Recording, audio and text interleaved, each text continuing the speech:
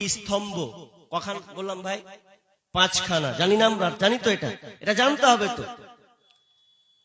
এই পাঁচখানা বুনিয়াল ইসলাম আলা খামসিন শাহাদাতি আল্লাহ ইলাহা ইল্লাল্লাহ ওয়া আন্না মুহাম্মাদার রাসূলুল্লাহ ওয়া ইকামিস সালাহ ওয়া ইতাইজ যাকাহ ওয়াল হজ্জ ওয়া সাওম রমাদান। আর অন্য হাদিসে আছে ওয়া রমাজান ওয়া হজ্জাল বাইত। দুইটা হাদিস আছে এরকম। তো পাঁচখানা স্তম্ভের কথা বলা হয়েছে, তার মধ্যে একটা স্তম্ভ যেটা পাঁচটাই মজবুত আমাদেরকে আঁকড়ে ধরতে হবে, যার উপরে যেটা বর্তাবে, তার মধ্যে একটা হচ্ছে রোজা, সিয়াম। এ রোজা বা সিয়াম সবার মধ্যে পড়বে। এখানে গরিব আর ধনী বলে কোনো পার্থক্য নাই।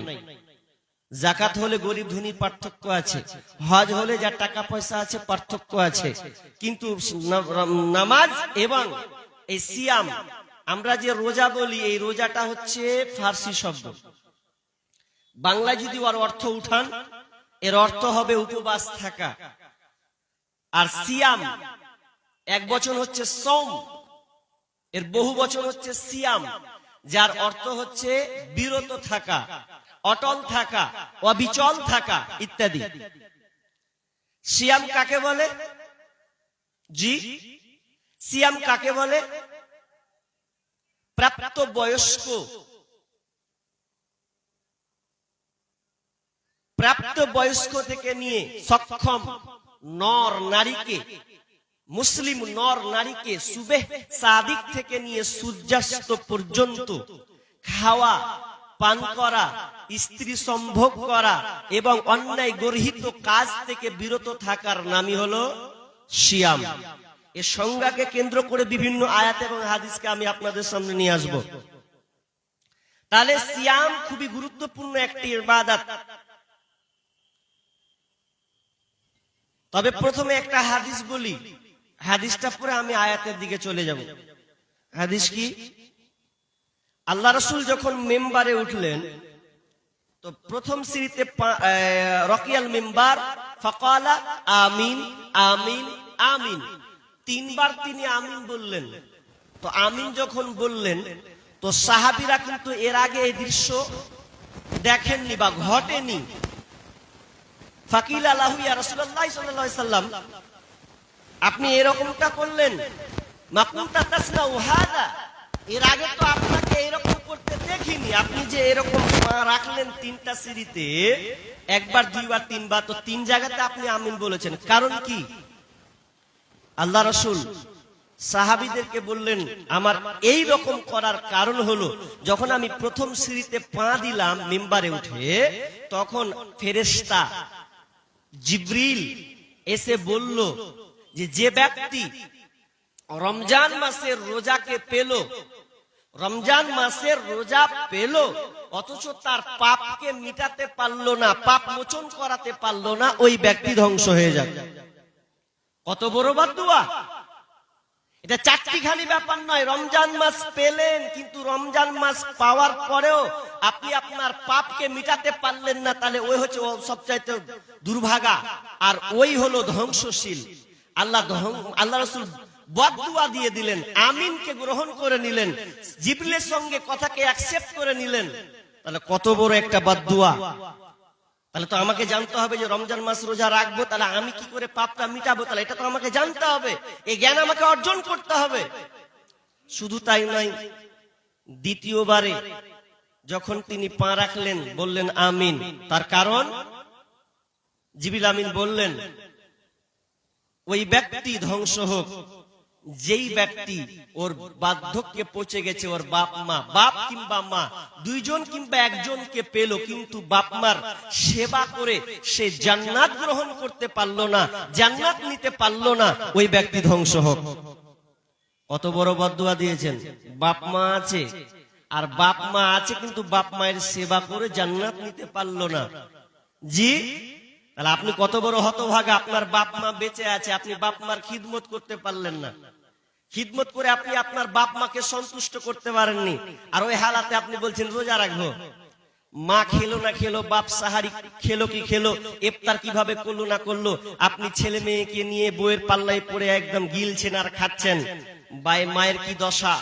বাবার কি সমস্যা এ আপনি দেখছেন না, বাপ মা আপনার উপরে নারাজ হয়ে আছে, আর আপনি বলছেন রোজা করে নেবো 1 মাস। ওই রোজার 1 পয়সা দাম নেই। বাপ মাকে নারাজ করে আপনি রোজা করবেন না। আগে সংশোধন হন, জি প্রস্তুতি নেন, পাপ বর্জন করুন, তারপরে আপনি রোজা রাখুন। আমার একটা বিষয় আছে, রমজান মাসের প্রস্তুতি, 1.5-2 ঘন্টা আলোচনা আছে, সোশ্যাল মিডিয়াতে পাবেন, ওটা একটা বিষয়। তো প্রস্তুতি নিতে হবে আগে, যেটা বলছি আপনাকে। কিন্তু বাপ মায়ের খিদমত আমরা করতে পারি না। কত বাপ যে বেটার উপরে নারাজ হয়ে আছে, কত মা যে বেটার লেগে দুঃখ প্রকাশ করছে, অহরহ দেখতে পাচ্ছি। আপনার এলাকা মনে হয় ভালো, নালে আমাদের মুর্শিদাবাদ সুতি থানার কথা বলছি, আল্লাহ আল্লাহ, বাপকে দেখতে পারে না, গালাগাজি করে, মাকে ঠিক মতন খেতে দেয় না। কার পাল্লাই? ওই সুন্দরী বহুর পাল্লাই পড়েছে দিয়ে। জি বাপ মা কত জামিন, যদিও বাপ মা আলোচনা করব না, এসেছে প্রসঙ্গ বলছি। আল্লাহ তাআলা অনেক আয়াত আছে। আমি যখন ছাত্র লাইফে একটা আলোচনা করতে গিয়ে সেকেন্ড হলাম, তো ওখানে প্রাইজ দেওয়া হলো মা, একটা বইয়ের নাম হচ্ছে মা। আমি বইটা পেয়ে এত আনন্দ হলাম, মাটা খুবই গুরুত্বপূর্ণ। তা আমি বইটার উপরে পড়াশোনা করে অনেক জায়গায় এই বিষয়টা আমি বলেছিলাম যে প্রাইজ যে বইটার উপরে পেয়েছি ওটার উপরে আলোচনা। তো আমি একটু আপনাকে বলছি মা বাপ কত দামি জিনিস। বিসমিল্লাহির রহমানির রহিম। ووصينا الإنسان بوالديه حملته أمه وهنا على وهن وفصاله في عامين أن اشكر لي ولوالديك إلي المصير। আল্লাহ রাব্বুল আলামিন সূরা লুকমানের 14 নম্বর আয়াতে আল্লাহ সুবহানাহু ওয়া তাআলা বলছেন, ওয়া ওয়াসাইনাল ইনসানা বিওয়ালিদাইহি হামালাতুহু উম্মুহু ওয়াহানান আলা ওয়াহান। আল্লাহ রাব্বুল আলামিন বলছেন, আমি মানুষকে পিতামাতার ব্যাপারে সৎ ব্যবহার করার নির্দেশ দিয়েছি, ইহসান করার ব্যাপারে আমি তাদেরকে নির্দেশ দিয়েছি। কেন তোমরা পিতামাতার সঙ্গে সৎ ব্যবহার করবে, পিতামাতার সঙ্গে তোমরা কেন ভালো আচরণ করবে। বন্ধুরে আমি আপনাকে আগে একটা কথা বলে দিয়ে তর্জমাটা করে দিছি। কথা হলো এই, আপনার বাপ মা যতই খারাপ হোক না কেন, আপনার বাপ মা আপনার বিরুদ্ধে যতই আঙুল তুলুক না কেন, তবু আপনি আপনার মাকে ধমক দিতে পাবেন না, শাসন করতে পাবেন না। আপনার অধিকার আল্লাহ তাআলা আপনাকে অধিকার দেয়নি। ইব্রাহিম আলাইহিস সালাম এটা দেখাননি, বাপ মায়ের সঙ্গে তারা তিনি ধমক দেননি, খারাপ আচরণ করেননি, তাকে শাসন করেননি, বরং বুঝিয়েছেন। আপনি সন্তান হিসাবে পিতা মাতাকে আপনি বুঝাতে পারেন, মুরব্বি ডেকে এনে বুঝাতে পারেন, তবে আপনার অধিকার নেই যে আপনি সন্তানের মতন মাকে শাসন করবেন। এই অধিকার আল্লাহ আপনাকে দেয়নি। আল্লাহ রাব্বুল আলামিন বলছেন, ওয়া ওয়াসাইনাল ইনসানা বিওয়ালিদাইহি হামালাতুহু উম্মুহু ওয়াহানান আলা ওয়াহান। তোমরা পিতামাতার সঙ্গে ইহসান করবে। কেন ইহসান করবে শুনে নাও। তোমার মা তোমাকে দুর্বলতার উপরে দুর্বলতা স্বীকার করেছে, ওয়াহানান আলা ওয়াহান, এর অর্থ হলো দুর্বলতার উপরে দুর্বলতা তোমাকে স্বীকার করেছে, কষ্টের উপরে কষ্ট করে তোমাকে লালন করে। দুর্বলতার উপরে দুর্বলতা বলে মানে আপনি যখন পেটে আসবেন, 1 মাসের বাচ্চা 2 মাস 3 মাস 5 মাস 6 মাস হতে হতে 9 মাস 10 দিন পর্যন্ত তুমি যত বড় হবে মায়ের পেট তত বড় হবে। আর যখন বড় হবে 9 মাস 10 দিন পর্যন্ত ওই মাটা বসে সুখ পাবে না, দাঁড়িয়ে সুখ পাবে না, খেয়ে সুখ পাবে না, শুয়ে সুখ পাবে না। সর্ব অবস্থায় যেন তার কষ্ট আর কষ্টর মধ্যে তাকে কাটাতে হয়। আল্লাহ সুবহানাহু ওয়া তাআলা বলছে, ওরে পৃথিবীর মানুষ, যেই তোমার মা তোমাকে গর্ভে ধারণ করেছে ওই মায়ের উপরে তোমরা ইহসান করো। শুধু তাই নয়, ওয়া ফিসালুহু ফি আমাইন, এবং তোমাকে 2 বছর পর্যন্ত দুধ পান করিয়েছে। তোমার বিকল্প দুনিয়াতে কোনো খাবার ছিল না। তোমার বাপ মা পারলে তোমাকে কোথায় ফেলে দিতে পারতো, তোমার মা তোমাকে দুধ পান না করাতে পারতো রে, কিন্তু না না না, মা তোমাকে 2 বছর পর্যন্ত লালন পালন করে বুকের দুধ খাইয়ে তোমাকে বড় করেছে। দিয়ে আল্লাহ তাআলা বলছেন, আনিশকুরলি, অতএব তোমরা আগে আমার ইবাদত কর। আমার ইবাদতটা আগে করে দে। কেন? এই ব্যবস্থাটা আমি আল্লাহ তোকে করে দিয়েছি রে। তার আনিশকুরলি ওয়ালি ওয়ালিদাইক, এবং তোরা পিতা মাতার ইহসান কর, ভালো ব্যবহার কর। আল্লাহ বললেন ভালো ব্যবহার করো। শেষে আবার একটা আয়াত করছে, আমি অবাক হয়ে গেলাম, এটার সঙ্গে এটার কি সম্পর্ক আছে? ওয়া ইলাইয়াল মাসির, তোমাদেরকে আমার কাছে ফিরে আসতে হবে। মা বাপের বলতে গিয়ে এখানে ফিরে আসতে হবে কথাটা কেন বললেন?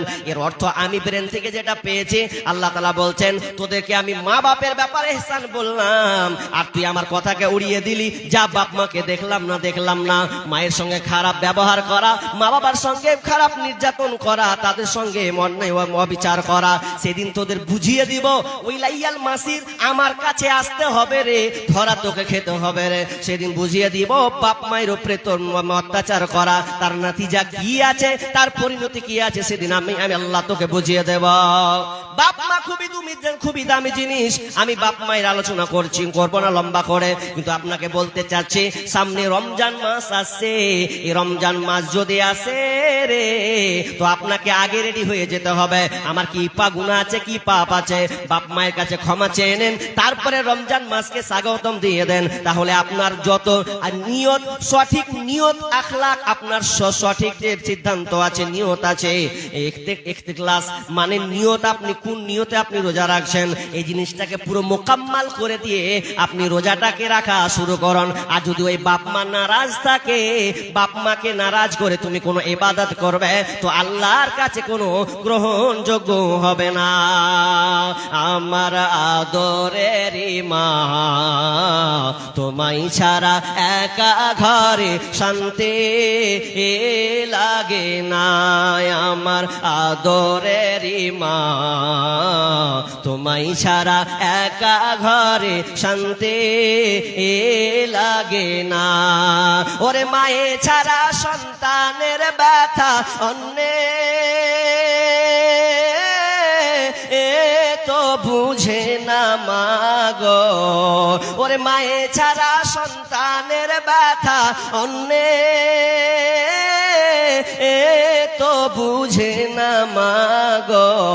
আমার আদরের মা, তোমায় ছাড়া একা ঘরে শান্তি লাগে না। সন্তান বাড়ি না আসিলে মায়ে তো ঘুমাই না। ওরে সন্তান বাড়ি না আসিলে মায়ে তো ঘুমাই না। আমার আদরের মা, তোমায় ছাড়া একা ঘরে শান্তি লাগে না। আমার আদরের মা, তোমায় ছাড়া একা ঘরে শান্তি লাগে না। ওরে মায়ে ছাড়া সন্তানের ব্যথা অন্যে তো বুঝে না মাগো। আমার আদরের মা, তোমায় ছাড়া একা ঘরে শান্তি লাগে না। শত কষ্ট দিলেও মায়েরে সন্তানকে ভুলে না। শত কষ্ট দিলেও মায়েরে সন্তানকে ভুলে না। মায়ের মতো এই জগতে হয় না তার তুলনা মাগো। মায়ের মতো এই জগতে হয় না তার তুলনা মাগো। আমার আদরের মা, তোমায় ছাড়া একা ঘরে শান্তি লাগে না। ঘরে আর বাহিরে মায়ে করে আনা গুনা মাগো। ঘরে আর বাহিরে মায়ে করে আনা গুনা মাগো। আমার আদরের মা, তোমায় ছাড়া একা ঘরে শান্তি লাগে না। আল্লাহর পরে মায়ে চরণ কোরআনে ঘোষণা। আল্লাহর পরে মায়ের খিদমত কোরআনে ঘোষণা। হাদিসে কয় মা বড় ধন হীরা কাঞ্চা সোনা মা গো আমার আদরেরই মা, তোমায় ছাড়া একা ঘরে শান্তি লাগে না। সন্তান বাড়ি না যাসিলে মায়ে তো ঘুমাই না, আমার আদরেরই মা, তোমায় ছাড়া একা ঘরে শান্তি লাগে না। বাংলাদেশে চট্টগ্রামে একটা পত্রিকা এসেছিল, একজন বুড়িমা 3 জন সন্তানকে মানুষ করেছে, 3 জন সন্তানের বিবাহ শাদী দিয়েছে, নাতিপোতা হয়েছে, কিন্তু কত খারাপ জায়গা পরিস্থিতি হয়ে দাঁড়িয়েছে। ওই মা বুড়ি হয়েছে বলে, বয়স্ক প্রাপ্ত হয়েছে বলে, ওই বউরা আর ওই শাশুড়িকে আর কোনো খেতে দেয় না, খাবার দেয় না। ছেলেরাও বউয়ের সঙ্গে সেটিং হয়ে গিয়ে মায়ের ভালোবাসাকে তারা ভুলে গেছে। আজকালকার মাকে ফাঁকি দিয়ে বউ যেটা বলে ওটার উপরে নির্ভর করে।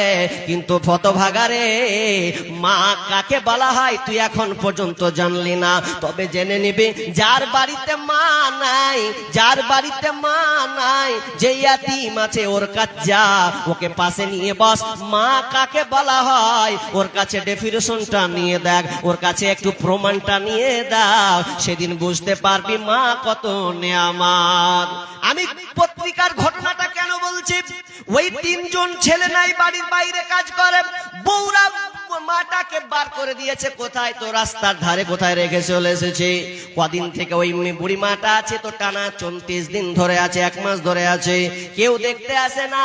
তার একটা বুড়ি মেয়ের একটা বান্ধবী ছিল, ওই বান্ধবীটা মাঝে মধ্যে আসতো আর বলতো, বান্ধবী রে তোর নসিব কত খারাপ রে, তোর বউরা তোকে দেখতে পারে না রে, তোর অবস্থা কত খারাপ। তখন তিনি একজন সাংবাদিক এসে জিজ্ঞাসা করছেন, সাংবাদিক ওই মেয়েটাকে জিজ্ঞাসা করছেন, বুড়ি মাকে, মা গো আপনি বলেন কদিন থেকে আপনাকে রাস্তায় ফেলে রাখা হয়েছে? তখন ওই বুড়ি মা বলছেন, বেটারে আমি এখানে 1 মাস পর্যন্ত এখানে আছি, আমার ছেলেরা আমাকে খেতে দেয় না। যখন এই কথা বললাম তখন সাংবাদিক ওই বুড়ি মাকে প্রশ্ন করলো, মা ঠিক আছে বুঝলাম, তাহলে তো একটা কাজ করা যাক, যারা যে সন্তানরা আপনাকে দেখে না, আপনাকে রাস্তায় ফেলে এসেছে, এক কাজ করেন, আমি দায়িত্ব নিয়ে বলছি, আমি সাংবাদিক, আমি দায়িত্ব নিয়ে বলছি, এই 3 ছেলের নামে কেস ঠুকে দেব, মামলা দিয়ে দেব, একে জেলে পচিয়ে ছাড়বো, একে জেলে পচিয়ে ছাড়বো। কেমন করে তোমার সঙ্গে তারা খারাপ ব্যবহার করেছে। যখনই বলেছে তোমার 3 ছেলেকে জেলে পচিয়ে দেব, তখন ওই বুড়ি মা সাংবাদিকের হাত ধরে বলছে, বেটারে খবরদার এ কথা বলো না, ওগুলো আমার হচ্ছে সন্তান, আমি মা চাই না আমার সন্তানগুলো জেলে থাকুক, আমি মা এটা বরদাস্ত করতে পারবো না বেটা, বরং আমি এখানে বয়স হয়ে গেছি, 1 মাস হয়ে গেল, কেউ তো নাই, যেভাবে হোক আমি খাচ্ছি, 2 দিন পর হয়তো মরে যাব, আমার অবস্থা ভালো নাই, তবে আমি বেঁচে থাকা কালীন আমি চাই না আমার ওই সন্তানগুলো জেলে জেলে জেলে তারা পচে মারা যাবে, জেলে তাদের আশ্রয় হবে, আমি মা এটা সহ্য করতে পারবো না। এরই নাম হলো মা। মা তুমি চিনোনি? কথায় কথায় বিবয়ের পাল্লাই পরে মাকে 2-4টা ধমক মেরে দিলে, মারিও না। তোমাকে এক্সাম্পল কি বলি, তোমার সন্তান তোমার বিবির পেটে যখন বাচ্চা আসবে, তখন ওই বাচ্চাটা তোমার বিবির দিকে খালি 9 মাস ধরে খালি তাকিয়ে থাকবা, কি হালাত চলছে তোমার বউয়ের, একটা সন্তান ডেলিভারি দিতে গিয়ে। তারপরে মাকে স্মরণ করবে যে মা কাকে বলা হয়, চিনোনি? রাগ, গুসা, রাগারাগি, জুদা হয়ে গেছেন, চলে গেছেন, সরে গেছেন, এখনো সময় আছে, জি সামনে রমজান মাস, পাপ মুক্ত হয়ে যান। সম্পর্ক ছিন্নকারী, জি সম্পর্ক ছিন্নকারী, এই যে হাদিস আছে না, সম্পর্ক ছিন্নকারী ওদেরকে বলে তোমরা দূর হও, জি আবু হুরায়রা থেকে হাদিসটা আছে, একটু বলে লম্বা হবে। তো আমি যেটা বলতে চাচ্ছি, বাপ মাকে, বাপ মায়ের পা ধরুন, বাপ মাকে বলুন না আপনি তো সন্তান, আপনি তো সন্তান। পিতা মাতা ভুল হতেই পারে, তবু নিজেকে মস্তক একটু নিজেকে স্যালেন্ডার হন, দেখেন আল্লাহ আপনাদের সুন্দর ব্যবস্থাপনা করে দেবেন। আর বাপ মাকে নারাজি রেখে বাকি জীবন কাটাবেন তো সব আপনার ব্যর্থ, নাকাব, কোনো কাজ কিয়ামতের মাঠে কোনো লাভ হবে না, সব বরবাদ হয়ে যাবে। আমি ওদিকে আলোচনা করছি না। আর 3 নম্বর আমিন বলেছিলেন কেন? 3 নম্বর বলার কারণ ছিল এটাই যে যে ব্যক্তি আমার নাম শুনলো আর আমার নাম শোনার পরে মোহাম্মদ নামটা শুনলো কিন্তু শোনার পরে দরুদ পাঠ করলো না, অর্থাৎ সাল্লাল্লাহু আলাইহি ওয়াসাল্লাম বললো না, ওই ব্যক্তি ধ্বংস হোক। অনেক মানুষ আছে এই মসজিদের ইমাম খতিব মোহাম্মদ কতবার যে নামলেই ও খেপার মতে মুখ লড়ে না, এবার ইংরা আছে নাহলে আছে, অত তো হতভাগা জানে না। না, মোহাম্মদ নাম বলতে হবে তো সঙ্গে সঙ্গে কি বলতে হবে? সাল্লাল্লাহু আলাইহি ওয়াসাল্লাম। মুখটা খুলবেন, বলবেন, দরুদ পাঠ করলেন তো আপনি নেকির সওয়াব হলেন, জি নেকির অধিকারী হলেন। যাক, আজকে যেটা আমার আলোচনা যে সিয়াম, সিয়াম কত গুরুত্বপূর্ণ, আল্লাহ সিয়াম নামের পেটেন্টটা কেন বানালেন? হ্যাঁ জি, কালেমা পড়বো তো লোক বললেন যে এই ছেলেটা মুসলমান হলো নাকি, বুঝা যাবে। আচ্ছা, আমি নামাজ পড়বো আল্লাহু আকবার, তাহলে তাকবীরে তাহরিমা বাঁধবো, তারপরে দুআয়ে শাহানা, তারপরে ফাতিহা, তারপরে কোন একটা সূরা যোগ করব, তারপরে তাশাহুদ যাব, তারপরে তো আপনি রুকু করব, তারপরে তাশাহুদে বসবো, তারপরে তো সিজদা দিব। তো এটা বুঝা যাচ্ছে যে ও নামাজ পড়ছে। নামাজ পড়ে একটা বুঝা যায় যে আল্লাহ আমি তোমার কাছে দাঁড়ালাম। আর রোজা ফের এমনই, বলছে রোজা থেকে কি হয়েছে, কি বুঝছি বলেন তো? রোজা রাখবে, রোজা নামের পেটেন্টটাতে কি এমন লুকিয়ে আছে? বাকি ইবাদত করলে তো মজা পাচ্ছি, বুঝতে পারছি, ভালো লাগছে যে এটা এসে, কিন্তু রোজা কি, কেন আল্লাহ রোজা বানালেন? বিসমিল্লাহির রহমানির রহিম। ইয়া আইয়ুহাল্লাযীনা আমানু কুতিবা আলাইকুমুস সিয়াম কামা কুতিবা আলাল্লাযীনা মিন ক্বাবলিকুম লাআল্লাকুম তাত্তাকুন। রব্বুল আলামিন বলছেন, ইয়া আইয়ুহাল্লাযীনা আমানু, হে ঈমানদারেরা, কুতিবা আলাইকুমুস সিয়াম, তোমাদের উপরে রমজান মাসের রোজাকে ফরজ করা হয়েছে। কামা কুতিবা আলাল্লাযীনা মিন ক্বাবলিকুম, শুধু তাই নয়, তোমরা ভাবিও না তোমাদের উপরে শুধু রমজান মাসে রোজাকে ফরজ করেছে, শুধু তাই নয়, বরং কি তোমাদের পূর্ববর্তী যারা তাদের উপরে রমজান মাসে রোজা ফরজ করা হয়েছিল। কেন এটা আল্লাহ পেটেন্টটা বানিয়েছেন? লাআল্লাকুম তাত্তাকুন, বান্দারে যাতে তোরা মুত্তাকি হয়ে যেতে পারিস, এই জন্য আমি আল্লাহ এই রোজাটা তোদেরকে দিয়েছি। 3টা কথা আছে, একটা কথা নিয়ে আসছি। কি কথা? পূর্ববর্তী লোকদের উপরে রোজা ফরজ ছিল, তো ওদের রোজা আর আমাদের রোজা কি এক ছিল? জি, এক ছিল। আদম আলাইহিস সালামের সময় রোজা ছিল, কেমন ছিল তা বর্ণনা নাই। নূহ আলাইহিস সালামের সময় রোজা ছিল, কেমন ছিল? জয়ীফ হাদিস, নাসির আলবানী হাদিসটি জয়ীফ করেছেন, কারণ ওখানে যে রাবি আছে ও হচ্ছে জয়ীফ রাবি, দুর্বল রাবি। তো ওখানে বলা হচ্ছে, আল্লাহ রাসূল বলছেন কি যে নূহ আলাইহিস সালামের রোজা হলো ঈদুল ফিতর এবং ঈদুল আজহা বাদ দিয়ে সারা বছরই রোজা ছিল। তো নাসির আলবানী তিনি কলম ধরে বলছেন যে যদিও এটা আমাদের উম্মতে মুহাম্মাদির জন্য নয়, এটা পূর্ববর্তী, যদিও হতো তো আমাদের জন্য বর্তাতো না, ওটা থাক, ওটা একদিকে। মুসা আলাইহিস সালামের সময়ও রোজা ছিল। ইবনে আব্বাস রাদিয়াল্লাহু তাআলা আনহু তিনি বর্ণনা করছেন, আল্লাহ রাসূল যখন মক্কা থেকে মদিনা চলে গেলেন, তো মদিনা গিয়ে ইহুদিদেরকে দেখতে পেয়েছেন যে আশুরার দিনে ওরা রোজা রাখছে। তো আল্লাহ রাসূল ওদেরকে জিজ্ঞাসা করলেন, হ্যাঁ গো, হ্যাঁ মাহাদা, এটা তোমরা কি করছো, এটা কেমন রোজা, কিসের রোজা? তো ইহুদিরা বলছে, আমরা এই রোজাটা রাখছি, এই রোজাটা আমরা আশুরার দিনে এই জন্য রাখছি যে মুসা আলাইহিস সালাম বানি ইসরাইলের কওমকে ফেরাউনের কবল থেকে বাঁচিয়েছিলেন, মুক্তি দান করেছিলেন। এই জন্য আল্লাহর শুকরিয়া স্বরূপ মুসা আলাইহিস সালাম রোজা রেখেছিলেন। এই জন্য আমরা আজকে এই রোজা পালন করছি। বিস্তারিত নয়, বুঝলেন? তার মানে রোজা ছিল। আচ্ছা, দাউদ আলাইহিস সালামের রোজা জি ছিল। আল্লাহ রাসূল বলছেন আল্লাহর কাছে সবচাইতে প্রিয় রোজা হলো দাউদ আলাইহিস সালামের রোজা। কেননা দাউদ আলাইহিস সালামের রোজা হতো একদিন রোজা রাখতো আর একদিন ছাড়তো, একদিন রাখতো আবার একদিন ছাড়তো, মানে রাখা আর ছাড়া একদিন পর পর রোজা রাখতেন। প্রত্যেকটা নবীর যুগে রোজা ছিল। যেমন ঈসা আলাইহিস সালামের সময়ও রোজা ছিল। মারিয়াম আলাইহিস সালাম যখন প্রেগনেন্ট হলেন তো লোকেরা জিজ্ঞাসা করছে কি জানেন, এই স্বামী ছাড়া তোর পেটে সন্তান, মানে স্বামী ছাড়া সন্তান হলো কি করে আসলো? আল্লাহ তাআলা মারিয়াম আলাইহিস সালাম মারিয়ামকে শিক্ষা দিলেন বা শিখিয়ে দিলেন কি, যখন লোকেরা তোমাকে বলবে এটা কি করে হলো, তোমরা বলবে ইন্নী নাযারতু লির-রাহমানি সাওমা, আমি আজকে আল্লাহর জন্য রোজার মান্যত রেখেছি। ফালানুকাল্লিমাল ইয়াউমা ইনসিয়া, তবে শোনো আজকে আমি কারো সঙ্গে কথা বলবো না, কারণ আমি আজকে রোজার মান্যত করেছি, এজন্য কারো সঙ্গে আমি আজ কথা বলবো না। সূরা মারিয়াম 26 নম্বর আয়াত। তাহলে বোঝা গেল কি যে রোজা সমস্ত নবীর যুগে ছিল। তো কেমন ছিল প্যাটার্নটা, এটা ব্যাখ্যা বর্ণনা সেরকম নাই। আর আমাদের রোজা কখন থেকে হলো?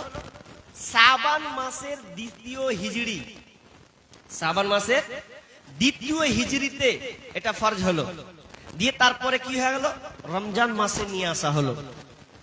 যদিও রোজা ছিল, কিন্তু আমাদের মতন যে এখন বর্তমানে 12 ঘন্টা 14 ঘন্টা রাখছি, বাকি আনন্দ ফুর্তি করছি, কিন্তু ওই সময় এরকম ছিল না। সহিহ বুখারী তুলুন, বারা ইবনে আজিব রাদিয়াল্লাহু তাআলা আনহু হাদিসটি বর্ণনা করছেন। কি হাদিস?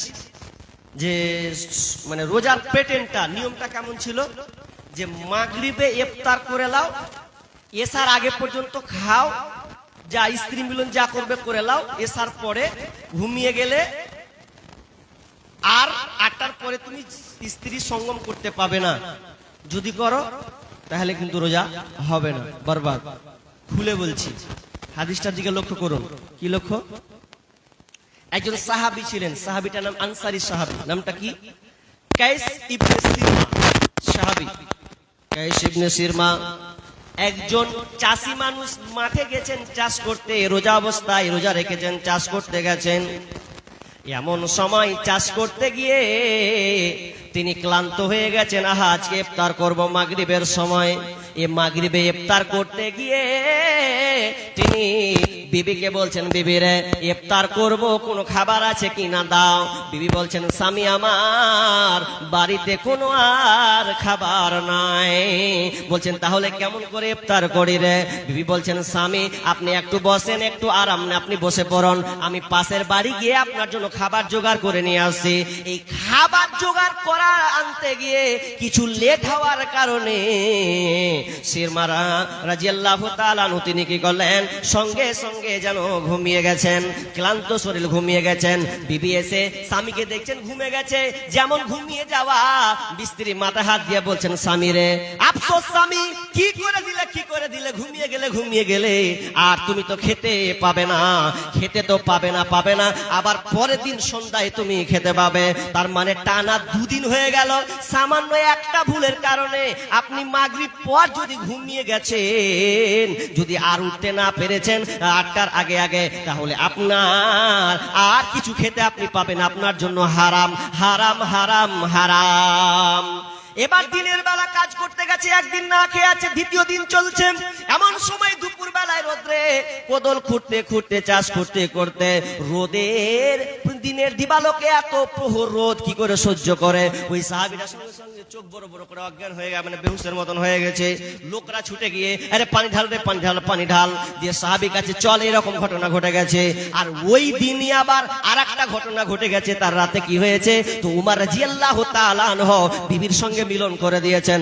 দুইটাই নবীর কাছে চলে গেলেন, দিয়ে আল্লাহ সুবহানাহু ওয়া তাআলা সূরা বাকারার 187 নম্বর আয়াতকে অবতীর্ণ করে দিলেন, দিয়ে বললেন, তোমরা রাতের সময় তোমাদের স্ত্রী সম্ভব, তোমরা কারো হুন্না লিবাসুল লাকুম ওয়া আনতুম লিবাসুল লাহুন্না, তোমাদের স্ত্রী হচ্ছে পোশাক, তোমরা তার পোশাক, তোমরা তার পোশাক, ওর হচ্ছে তোমরা পোশাক। অতএব তোমরা স্ত্রী সম্ভব করো, কোনো অসুবিধা নাই। শেষের আয়াতে আল্লাহ সুবহানাহু ওয়া তাআলা বলছেন, এবং তোমরা রাত ইফতার থেকে নিয়ে ফরজের ফজরের পূর্বে পর্যন্ত, রাত কালো রাত সাদা না হওয়া পর্যন্ত তোমরা খেতে থাকো। তোমার লড়ারে যতই ঢুকে, তোমার নলে পাইবে যত খাবার যায়, তুমি গিলতে থাকো, গিলতে থাকো, খেতে থাকো। কেউ তোমার বাধা দেওয়া নাই, কোনো অসুবিধা নাই। জি, এই পাইপ নলে ভরে যাও না, খা, কত খাবি তুই, খেয়ে নে, খেয়ে খেয়ে খেয়ে তুই একদম ফুলে যা, অসুবিধা নেই। কেন? এটা হালাল করে দেওয়া হলো। জি, হালাল করে দেওয়া হলো। আর এখন এটাই যে আমরা বর্তমান রানিং পেটেন্ট রোজা করছি, এটাই তাহলে 12 ঘন্টা 14 ঘন্টা না খেয়ে থাকো, কোনো অসুবিধা নেই। তো কেন পেটেন্টটা দিলে? লাআল্লাকুম তাত্তাকুন। জি, লাআল্লাকুম তাত্তাকুন, মুত্তাকি বানাবে এই জন্য। এবার মুত্তাকির কিছু ডেফিনেশন বলবো না, সময় নেই, একটু নিয়ে চলে যাই। কি কথা? যে হাজি, স্ত্রী সম্ভব নিজের হালাল না কইলে খেনু না 12 ঘন্টা 14 ঘন্টা, তো বিবির সঙ্গে পাশে বসে গল্প করতে পাবো না? রোজা দিনের বেলাতে কি হয়, গল্প করতে পাবো না? তো গল্প করতে পাবেন, কিন্তু সাবধান অবলম্বন করতে হবে। মায়েশা রাদিয়াল্লাহু তাআলা আনহা তিনি বলছেন, কানা ইউকাব্বিলুনি, তিনি বলছেন কানা ইউকাব্বিলুনি ওয়া হুয়া সিয়াম, হাদিসটা কি, কাব্বিলুনি, তারপর বলছে ওয়া হুয়া সাইমুন ওয়া আনা সাইমাতুন। আল্লাহ রাসূল বলছেন যে আমি, মায়েশা বলছেন যে আমি রোজা অবস্থায় থাকতাম, তো আল্লাহ রাসূল রোজা অবস্থায় থাকতেন, আর রোজা থাকা অবস্থায় আমাকে চুম্বন করতেন। রোজা আছি, এরপরে আল্লাহ রাসূল আমাকে চুম্বন দিতেন, জি, ভালো মহব্বতের খাতিরে। তো এটা দিনে দিবালোকে করা যাবে, কিন্তু কেমন? এবার বুখারীর আবু হুরায়রার হাদিসটা দিছি কি, আল্লাহ রাসূলকে একজন লোক এসে বলছেন, ইয়া রাসূলুল্লাহ, আমার স্ত্রীকে আমি যদি চুম্বন করি রোজা থাকার অবস্থায়, তো হবে না? ওকে পারমিশন দিয়ে দিলে যাও, হবে? আর একটা যুবক চলে এসেছে টকবগা, তুমি ও কইছে যে তার হামারটা কি হবে? কইছে তোমাকে দেওয়া হবে না, যাও তুমি। একজনকে পারমিশন দিলে আর একজনকে পারমিশন দিলে না, পারমিশন দুরকম হয়ে গেল না? আসলে যে প্রথমে জিজ্ঞাসা করেছিল যে আমি আমার স্ত্রীকে চুম্বন করতে পাবো কিনা, তো ওই লোকটা ছিল বৃদ্ধ বুড়া, ও কইছে তুই কর গা, যা, অসুবিধা নেই, অসুবিধা নেই। আর যে ইয়ং আছে, চেংড়া আছে, ওকে কইছে তুই সাবধান, দূরে হ, গোলমাল হয়ে যাবে। গোলমাল হতেও পারে, থামতে পারবি না তখন। হাদিস আছে, ওটা লম্বা করে হাদিস, ওটা বলছি না এখন। তো আপনাকে যেটা বলতে চাচ্ছি, দূরে থাকতে হবে। হ্যাঁ, স্বামী স্ত্রী গল্প আলোচনা আপনি করুন, কোনো সমস্যা নাই, তবে নিজেকে সব সময় সতর্কতা অবলম্বন করতে হবে। হালাল যদিও কিছুক্ষণের জন্য তোমার জন্য হারাম করা হয়েছে, জি, তো বিবিদেরকে ভালোবাসতে হবে, তাহলে এটা করা যাবে না। আচ্ছা, হলো।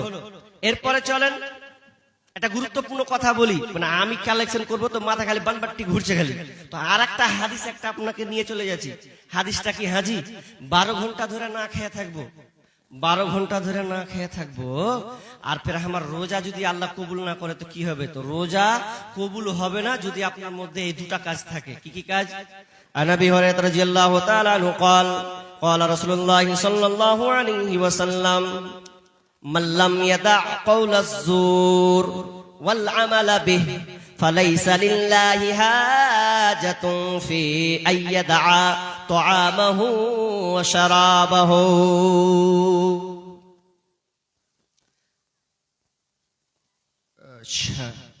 তাহলে এটা একটু বলে লি দিয়ে বিরতি। আল্লাহ রাসূল কি বলছেন জানেন? খুব চমক কথা আছে। চলে এসেছে ছেলেপিলা, কি আসছে, মাইক ধরলি চলে যে ভয়ে তাহলে নকর থেকে যাবো। যাই হোক, কি বলতে চাইছি, আল্লাহ রাসূল বলছেন আইয়াদা, আল্লাহ বলছেন মাল্লাম ইয়াদা কাউলা যুর ওয়াল আমালা বিহি, যে ব্যক্তি কথা ছাড়তে পারলো না। ভালো করে শুনেন, এখানে বুঝাতে গেলে অনেক ফিলোসফি